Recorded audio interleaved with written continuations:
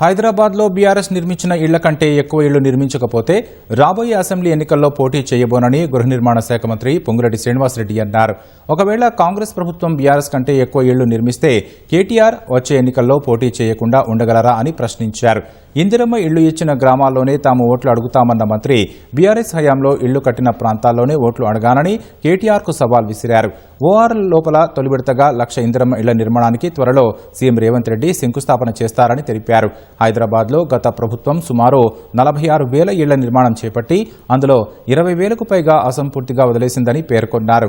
ఇళ్ల పేరిట బీఆర్ఎస్ నేతలు అసంబద్ధ వ్యాఖ్యలు చేస్తున్నారన్న మంత్రి 10 ఏళ్ల పాలనలో బీఆర్ఎస్ సర్కార్ సుమారు 10,000 గ్రామాల్లో కనీసం ఒక్క ఇల్లు కూడా నిర్మించలేదని విమర్శించారు.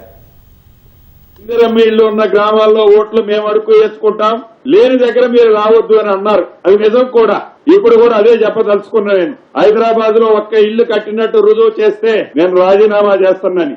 ఈ వేదిక నుంచి వారికి ఒకటే, నేను ఇక్కడ నుంచి దాన్ని ఛాలెంజ్ అంటారా ఏమంటారా చూద్దాం. ఒకటే చెప్పదలుచుకున్న వారికి, ఇంకా ఈ ప్రభుత్వం ఎన్నికల లోపే 2.5 సంవత్సరాలు ఉంది. మీరేవైతే హైదరాబాద్ లో 2 BHKలు కట్టాము అని చెప్పుకుంటున్నారో, మీరు కట్టిన దానికంటే ఎక్కువ కట్టిందని ప్రజలు హర్షిస్తేనే మళ్లీ ఎన్నికల్లో శాసనసభ్యుడిగా నేను పోటీ చేస్తా.